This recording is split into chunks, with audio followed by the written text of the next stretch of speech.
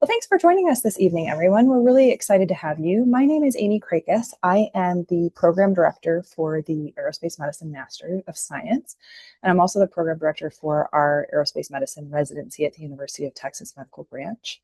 We are really excited to be able to offer the Master of Science in Aerospace Medicine to you all, and we're excited to tell you about it today. So what we'll talk about today is I'll give you a brief snapshot of the program. We'll talk a little bit about the purpose of the program, eligible specialties, where we're located, our curriculum, the application process, and then I want to save a good portion of time at the end for your questions so that we can hear from you and be able to answer them for you today. So I got a little bit ahead of myself. I told you I'm the program director for the master's degree. I'm the program director for the Aerospace Medicine residency. I'm a physician by training, family medicine, sports medicine, aerospace medicine. In addition to my program directorship roles, I work on the human health and performance contract for NASA as a flight surgeon. All right, so here is sort of the high level of our program. It is a 12-month program. It's full-time. It starts in the fall, so September. We're recruiting for the 2026 fall right now, so this fall. And it goes 12 months and finishes the end of August 2027.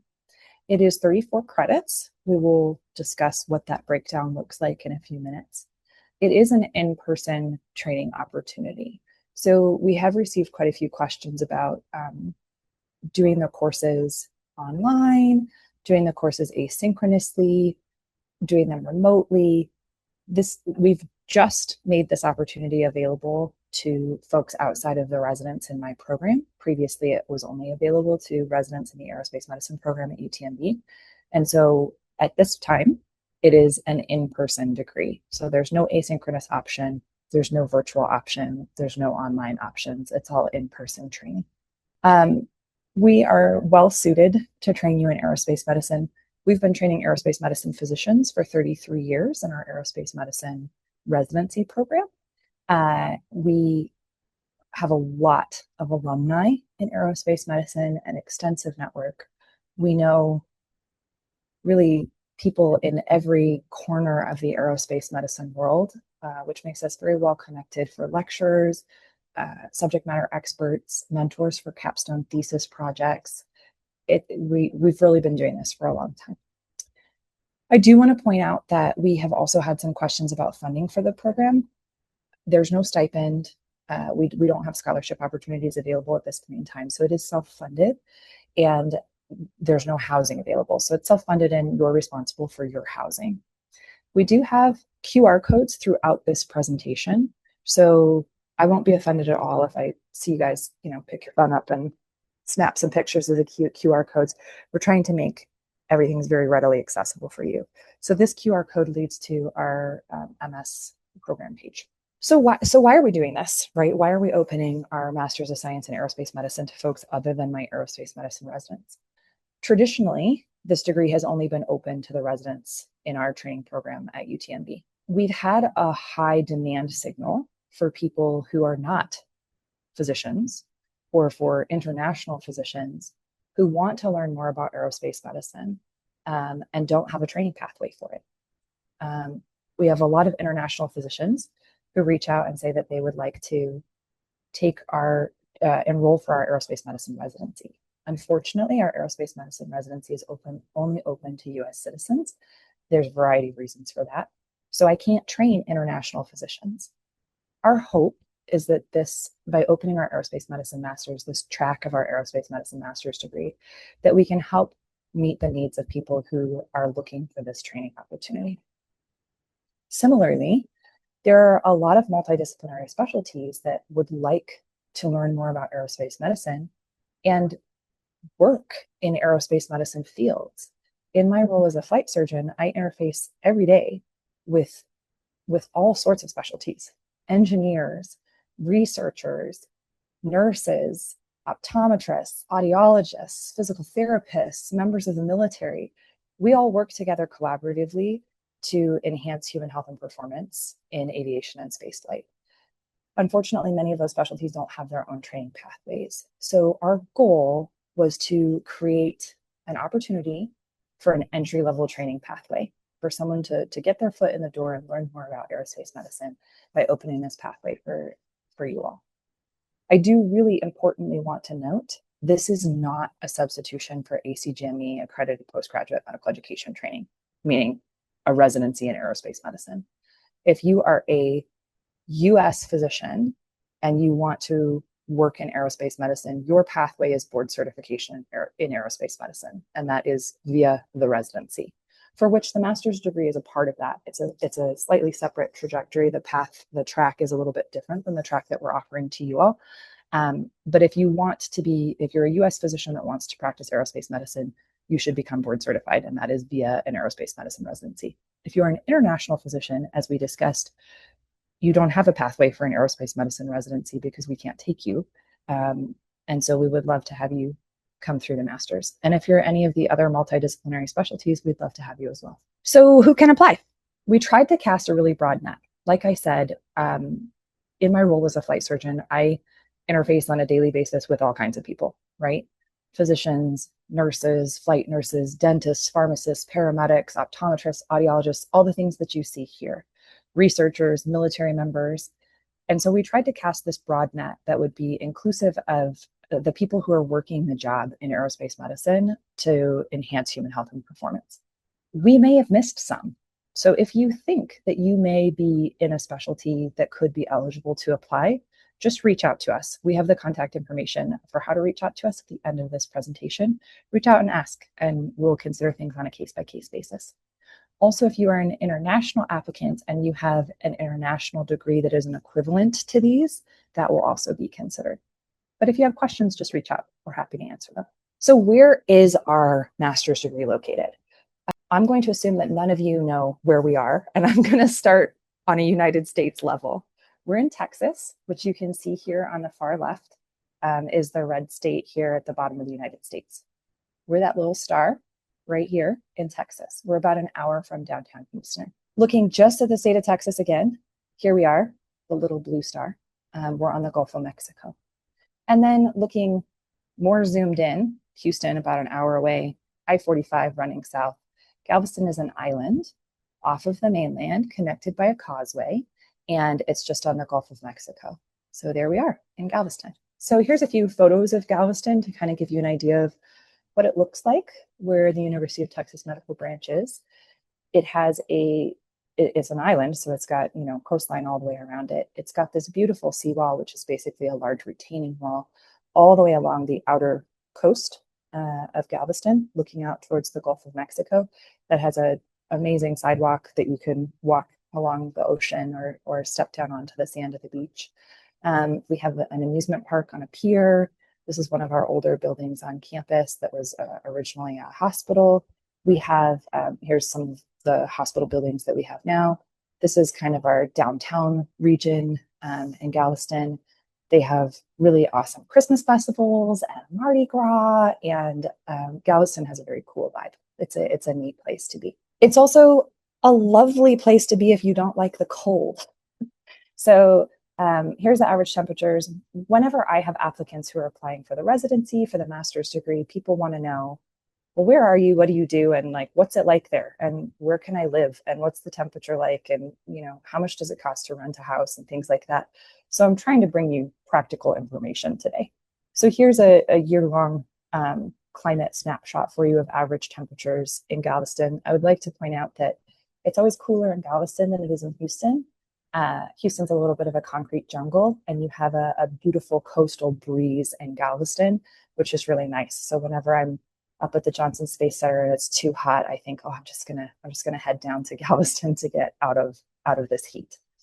The winters are very mild because of these average temperatures. As you can see, it's very uncommon for it to freeze. Snow can happen, but for most people, that's like a once in a lifetime event. It is very humid, and there is a fairly decent amount of rain. So I told you, what about rent, right? That's another question I get. Well, where do I live? So I am going to just back up really quickly to this map, right? So you could live in Galveston, where the University of Texas Medical Branch is.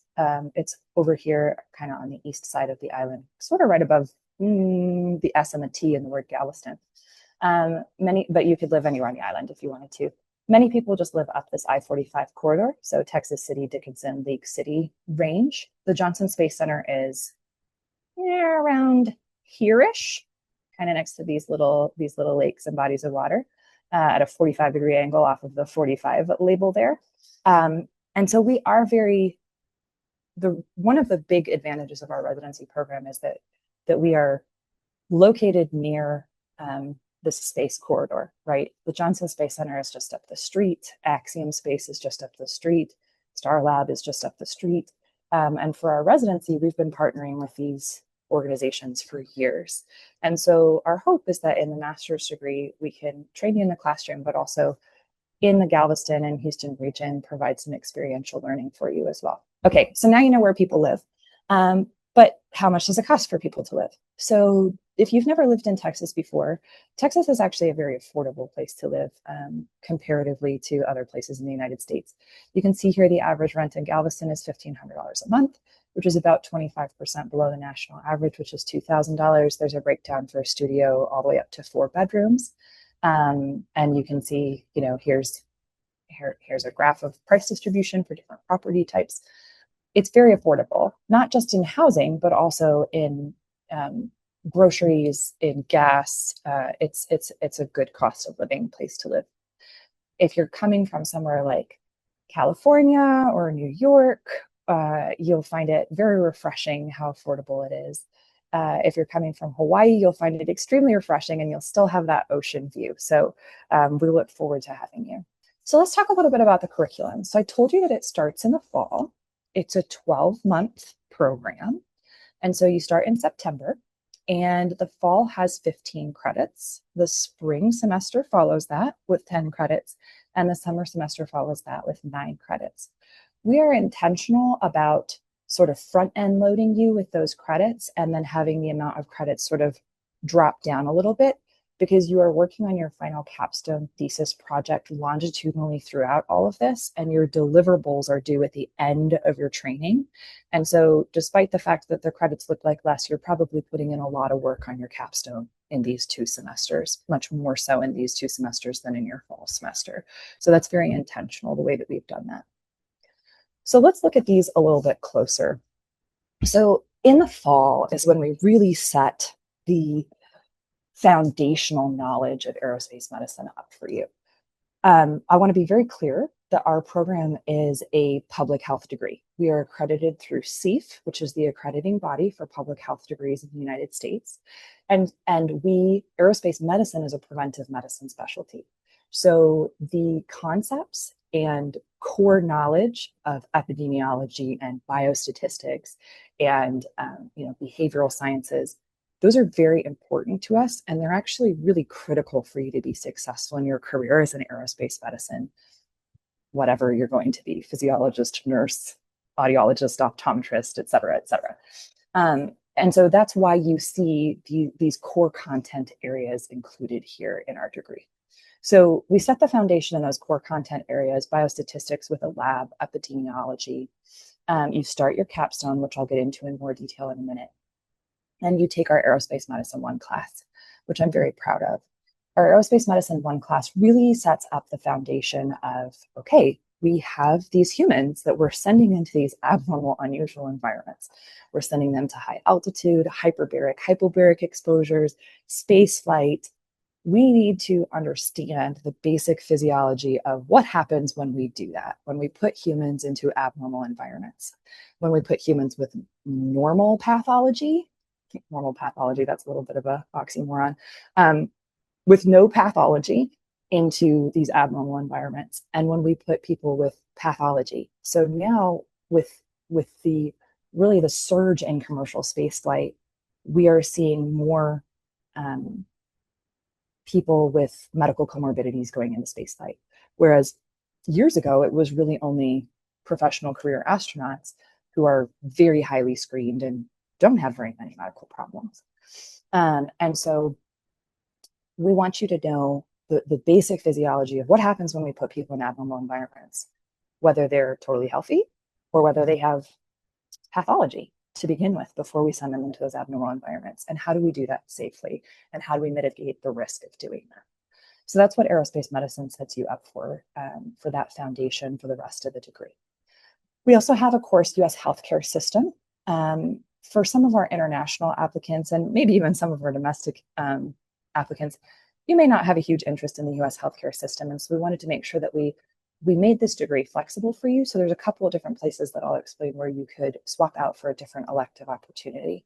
And the swap out for US healthcare systems is approaches to academic and professional writing. It's really important to me that part of your training is how to write.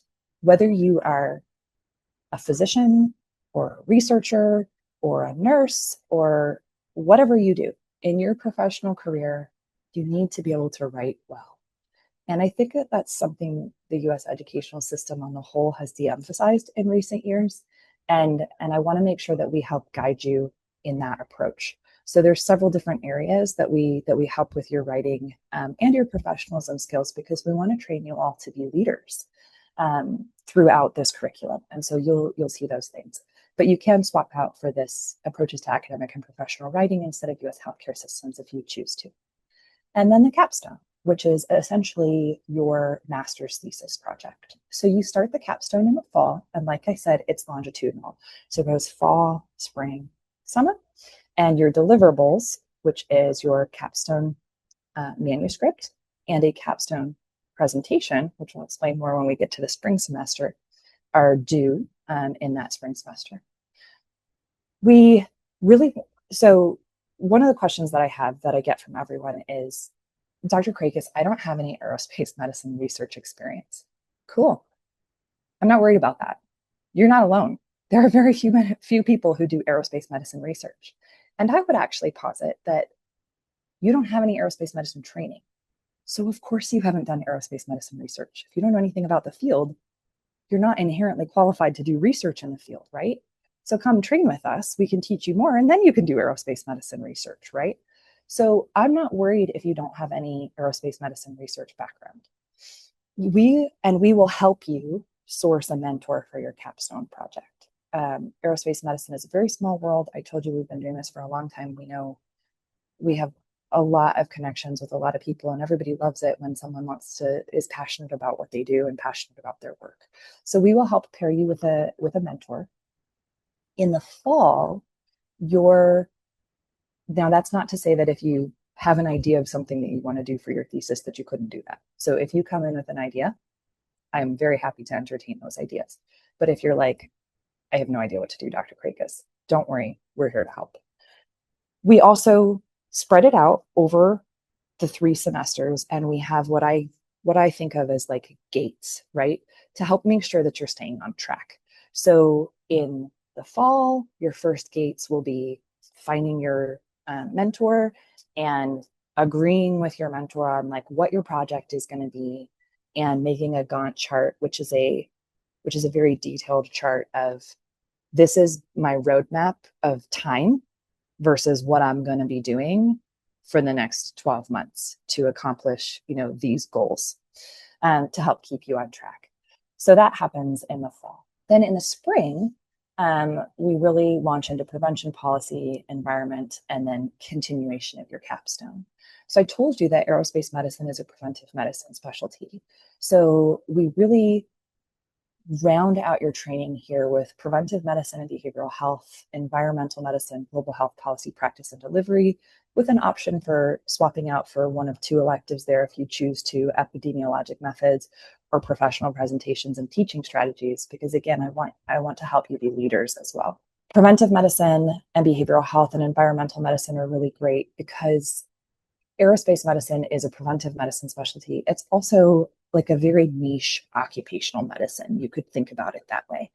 And so being able to draw on these preventive medicine, behavioral health core concepts, as well as environmental medicine, what feeds into the broader system, right? Like, what about waste management? What about infection control? What about this? What about that, right? Think about commercial airlines, right? There's huge infectious control policies. There's international documentation with the WHO and things like that about trying to prevent infection on aircraft, right? Or contact tracing should aircraft happen. You learn about those things in preventive medicine, behavioral health, and environmental medicine. And you also learn about non-aerospace things in preventive medicine and environmental health. So for those of you who don't have a strong background in medicine, you'll go through, chronic diseases and primary, tertiary, secondary prevention and things like that as they relate to medicine in these courses. So it's a really great spring. And then the mentored Capstone project continues in the spring as well. And I told you about the gates. So the next set of gates that you experience in your spring is really starting to get your manuscript together, starting to, you're doing the work, obviously. So you're doing the work. And now you're coming up with a proposal, right? So you've got this proposal of what you want to do, and your mentor is going to review it. The Capstone director is going to review it. And that may actually happen more in the fall, but you're going to go through revisions of that, and you're going to use the feedback that you got on your Capstone proposal to help guide your manuscript. Like I said, we really want to help make sure that we're not just releasing you into the wild to go do your Capstone, but we're really here to help guide you through it. So you do your Capstone proposal, you start working on your manuscript, and you start submitting rough drafts to your mentor, to your Capstone director for feedback, and can start crafting your presentation if you're ready. Again, the 2 deliverables are the Capstone presentation and the manuscript, and those are due in the summer semester. So speaking of the summer semester, this is your last semester. It's the fewest credit hours, but that's deceptive. Don't let that deceive you, because you're finishing your Capstone. So you're putting in an enormous amount of work at this point in time. And we do things a little bit differently in our summer. So in our summer, we actually condense our classes. Instead of spreading them out over the entire semester, we condense Principles of Aviation and Space Medicine and Introduction to Occupational Illness and Injury into a very short but very high yield time frame. So PASM, or Principles of Aviation and Space Medicine, is a 3-week course that happens in July of every year. And the really cool thing about PASM is, I should have mentioned this previously. So I told you that there's 2 different tracks for the Aerospace Medicine Masters. There's the track that my residents go through, and there's the track that you go through, but there's a lot of overlap between the 2. So you'll be sitting in classes with my residents for quite a bit of your master's degree. Principles of Aviation and Space Medicine is really cool because not only will you be sitting in that class with my residents, but you'll be sitting in that class with a whole bunch of other people as well. So PASM, we open to applicants from all around the world. We have an in-person option and a hybrid option for people who can't travel to be with us for PASM. This year, we're planning to host it at Space Center Houston, just across the street from the Johnson Space Center. And it is a phenomenal course in aerospace medicine. And so you've learned your foundations, you've learned your preventive medicine, behavioral health, environmental medicine. You're rounding that out now with, this is like the, oh yes, it's all coming together semester, right? So you round it out with PASM. We bring in lecturers from all over for PASM, really the experts in the field. We do that for the entire master's degree, let me be clear, not just PASM.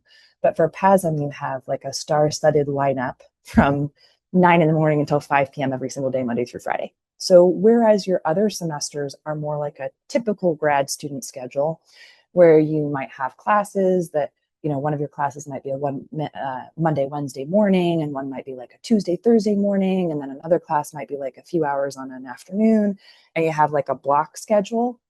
PASM's not like that. It is like a 9 to 5 every single day course for 3 weeks to just really drive everything home. And it includes some really cool experiential learning as well. Then after PASM, we have a 1-week 2-credit course called Introduction to Occupational Injury and Illness, which again is like an 8 to 5 Monday through Friday course where you learn about, I told you that aerospace medicine is really a niche occupational medicine specialty in a lot of ways.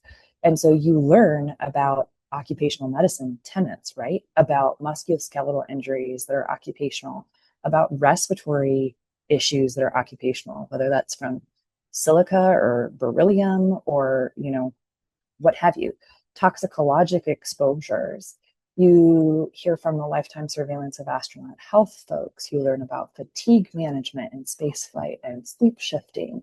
You learn about the TREAT Act, which is an act that that has provisions for caring for the astronauts longitudinally for the rest of their lives after they return from spaceflight.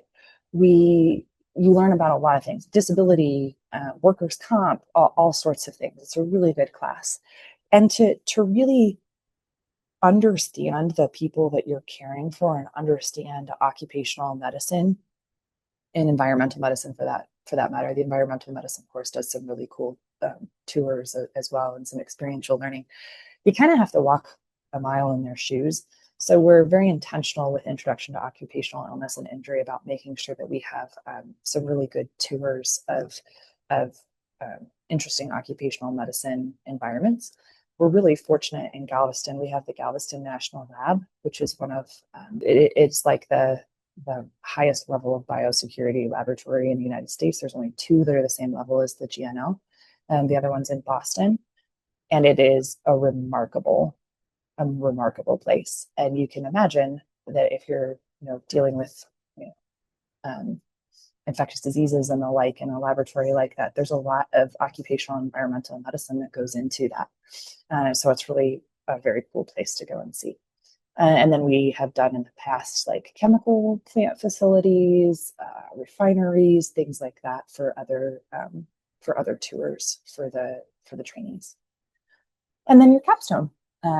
Like I said, the 9 credits is deceptive because this is where you're wrapping up your entire capstone thesis project, right? And so this is when your deliverables are due, both your manuscript and your presentation. And I want to just sort of comment on the presentation for a little bit. The way that we do the presentation is that you present in an applicable forum. You're like, okay, Dr. Kreykes, what does that mean? That's vague. Yes, it's intentionally vague, right? And the reason for that is because I want you and your mentor to choose where the highest yield place for you to disseminate this information is. Maybe that is the Aerospace Medical Association National Conference. Maybe that is for whatever agency you are working with. Maybe it's somewhere else, right? So this last year I had all of my stories are going to be related to my residents because, as you know, until now, we have not had the master's degree available to anyone except my residents. This last year, I had 2 residents who did a project regarding the possibility of commercial spaceflight mishaps. And if a commercial spaceflight mishap were to occur, lay medical examiners, meaning non-government, non-military medical examiners, would respond to that. And what are the differences that they may see in pathology, in forensics, related to spaceflight that they may not have received any training for previously? Like, what should they be aware of? And they created a whole primer, and it's publicly available on NASA's technical support server. And their presentation was to a group of medical examiners from the National Board of Medical Examiners, right? So that's why I intentionally keep that very vague, is that I want you to be able to present wherever it's going to have the most impact. And so that is the goal of the presentation component of your capstone thesis. So I get a lot of questions about, well, like, what do you teach as it relates to aerospace medicine? A lot. So this is a list. It's probably not exhaustive. There's more on the next slide. I'll let you guys kind of read it. But the idea is, to understand aerospace medicine, you need to understand how it interfaces with a lot of other things, right? Systems engineering, biomedical engineering, risk management in general, clinical medicine, and then a whole slew of things, right? Dentistry, pharmacy, radiation, like physics, right? Aerodynamics and orbital mechanics and things like that. Like, how do we actually get people into space and sling them around the moon and bring them back, right? You need to understand all of these things: human factors, behavioral health considerations, pharmacology, toxicology. There's a lot to learn. This is why it's a board certified medical specialty. But we want to help at least introduce you to as many of those topics as possible in aerospace medicine. So everything that's listed on a slide here is already included in the curriculum. as well as all of the things here. And like I said, it's probably not exhaustive, but we try to give you a really broad training experience so that you have exposure to all of these concepts. And whenever possible, we try to incorporate experiential learning. So hopefully after hearing all of that, you guys are all as passionate about aerospace medicine as I am. And you're like, yes, Dr. Kreykes, where do I sign up? Right here on this QR code. So the application process, we require official transcripts from every post-secondary institution that you've attended. CV or resume, statement of purpose or personal statement, same thing. And in that personal statement, that's where I really need to hear from you, like, why me? Right? Like, why should we choose you? How does this align with your goals and your life and your purpose? Right? How can we help you get to where you want to be by having you do this training with us? So make sure that you incorporate that into your personal statement. And then 3 letters of recommendation, and one of them has to be from a current supervisor. If you are an international applicant, we may also need what's called a WES course by course evaluation and an English proficiency scores. And the visa questions are not handled by my team. They're handled by enrollment services. But if you have questions, reach out to my team and we'll get you in touch with the right people. And then in terms of how applications are evaluated, we've had a lot of questions about, Dr. Kreykes, do you have like a minimum GPA cutoff? Do I have to have previous prerequisites? Do I have to have done, a certain amount of aerospace research? We already covered that one. Like, what do I need to have? I don't actually have minimums for any of those things, but I am expecting a very competitive applicant pool. So, you will be graded on the merits of your application as they relate to everyone else who's applied, and admission decisions will be made accordingly. Here is the contact information for us. Tani Stromberg is our awesome coordinator. The email address is just here. And then this is the QR code for our website. And this is the QR code for SOFIS, which is the application portal that we use to apply.